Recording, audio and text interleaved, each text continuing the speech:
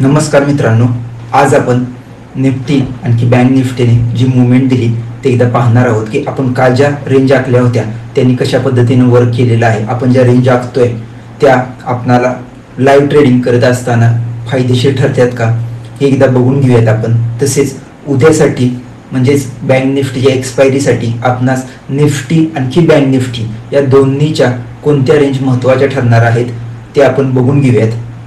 चला तर मग चार्ट पाहूयात.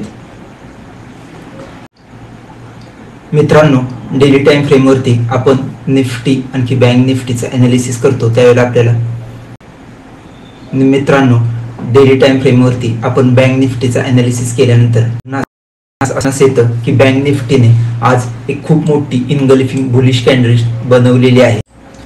ही जी ग्रीन कॅन्डल बनवलेली आहे बँक निफ्टीने आज सुमारे 1.74% मुवमेंट अपसाईडला दिलेली आहे व 52,800चा एक ऑल टाइम हाय बनवलेला आहे. आपण पाठीमागच्या 4 ते 5 दिवसांपासून डिस्कस करत आहोत की बँक निफ्टी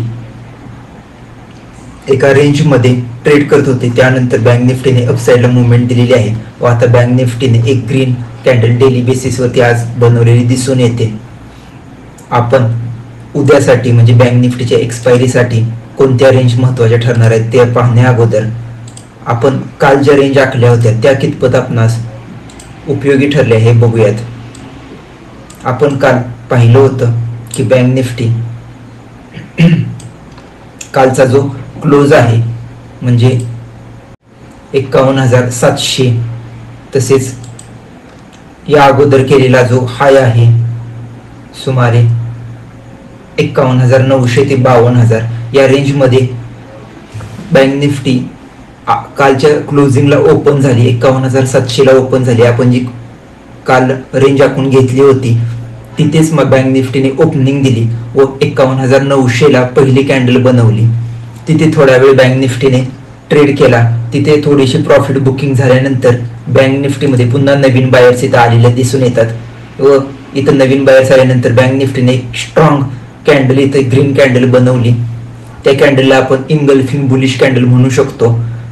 5 मिनिटाच्या टाइम फ्रेमवरती इनगल्फिंग बुलिश कॅन्डल बनल्यानंतर बँक निफ्टीने एक स्ट्रॉंग रेजिस्टन्स ब्रेक केला 51,900चा व बँक निफ्टीने 52,000 पर्यंत एक चांगली ऑप्शन बाईंग साठीची मुवमेंट एवढी दिलेली दिसून येते. त्यानंतर बँक निफ्टीने एक सलग दुपारी तास ते 2 तास पर्यंत 52,164च्या हाय केला होता. त्या हाय पर्यंत कन्सोलिडेशन फेज होती. त्यानंतर दुपारी सर्वसाधारण 12:30च्या दरम्यान बँक निफ्टीने पुन्हा एक ब्रेकआउट दिला व इथे एक आपणासाठी बाईंगसाठी एंट्री तयार झाली होती. बँक निफ्टीने हा ब्रेकआउट दिल्यानंतर 52,500 पर्यंतची वन साइडेड एक चांगली मूव दिलेली दिसून येते. अशा वेळेला आपण इथं ऑप्शन बाईंग केला असेल तर आपणाला 60 ते 70% ऑप्शन्समध्ये प्रीमियम वाढल्याचे दिसून येतात. ही चांगली मुवमेंट आपल्याला दिसून येते. त्यानंतर मात्र ऑप्शन बायरसाठी मार्केटमध्ये साईडवेज झाल्यामुळं थोडंसं ऑप्शन बायरसाठी काहीच फायदा झालेला नाही आहे किंवा मार्केट साईडवेज झाला. अशा वेळेला आज आपण बघू शकतो आपणाला सकाळी मार्केट ओपनिंग नंतर एक चांगली स्ट्रॉंग मुवमेंट आली होती व सकाळी जो ट्रेड आला होता त्याचा फायदा घेतला असेल तर तुम्हाला निश्चितच फायदा झाला असेल. त्यानंतर दुपारी 12:30 वाजता आलेला एक चांगला ट्रेड आपण जर घेतला असेल तर आपल्याला सर्वसाधारण तिथे 200 ते 300 पॉईंटची मुवमेंट मिळालेली दिसून येते. अशा प्रकारे बँक निफ्टीने आज 2 चांगले ट्रेड आपल्याला ऑप्शन बायरसाठी दिलेले दिसून येत आहेत. आजचा हाय आहे 52,700चा. तो बँक निफ्टीला उद्या एक चांगला सपोर्ट किंवा रेजिस्टन्सची भूमिका बजावू शकतो. त्यानंतर बँक निफ्टीचा 52,000चा जो आजचा सपोर्ट आहे इथं सपोर्ट घेऊन बँक निफ्टीने पुन्हा रिव्हर्सल दिला होता. हा 52,000चा जो सपोर्ट आहे तो महत्वाची भूमिका बजावणार आहे. तसेच 52,500 हा सायकोलॉजिकल सपोर्ट रेजिस्टन्स म्हणून काम करणार आहे. आणखी 53,000 उद्यासाठी एक सायकोलॉजिकल सपोर्ट रेजिस्टन्स म्हणून भूमिका बजावणार आहे. अशा प्रकारे आपणास अपसाईडचा विचार केल्यास 53,000, 52,700, 52,500 आणखी 52,000 या 3 ते 4 रेंज उद्यासाठी महत्त्वाच्या ठरणार आहेत. उद्या बँक निफ्टीने गॅप अप ओपनिंग दिली 53,000ला जर बँक निफ्टी ओपन झाली तर तिथे कशा पद्धतीने कॅन्डल्स ट्रेड करतायत त्यानुसार आपण ट्रेड घेणं अपेक्षित आहे। लगेच तुम्ही रिव्हर्सलसाठी ट्रेड घेऊ नका, कारण की एकूणच बँक निफ्टीची जी मुवमेंट आहेत किंवा बँक निफ्टीचा जो सध्या मोमेंटम आहे हा बुलिश आहे, त्यामुळे रिव्हर्सलची ट्रेड जर आलाच तर घेताना अर्ध्या क्वांटिटीमध्ये ट्रेड घ्यायचा प्रयत्न करा।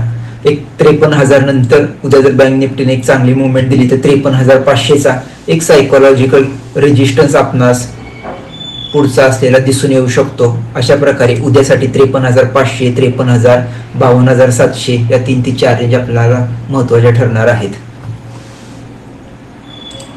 आता आपण निफ्टीचा विचार करूयात। निफ्टीने सुद्धा सकाळी थोडंसं साइडवेज मार्केट होतं, त्यानंतर मात्र निफ्टीने बँक निफ्टीला सपोर्ट करून एक चांगली मुवमेंट दिलेली दिसून येते व निफ्टीने सुद्धा आज ऑल टाइम हाय बनवलेला दिसून येतोय। अशा वेळेला आपण निफ्टीचा विचार केलेस डेली टाइम फ्रेमवरती निफ्टीने सुद्धा एक स्ट्रॉंग ग्रीन बुलिश कॅन्डल बनवलेली आहे, त्यामुळे येणाऱ्या 2 ते 3 दिवसांमध्ये मार्केट बुलिश मोमेंटम असण्याची शक्यता आहे।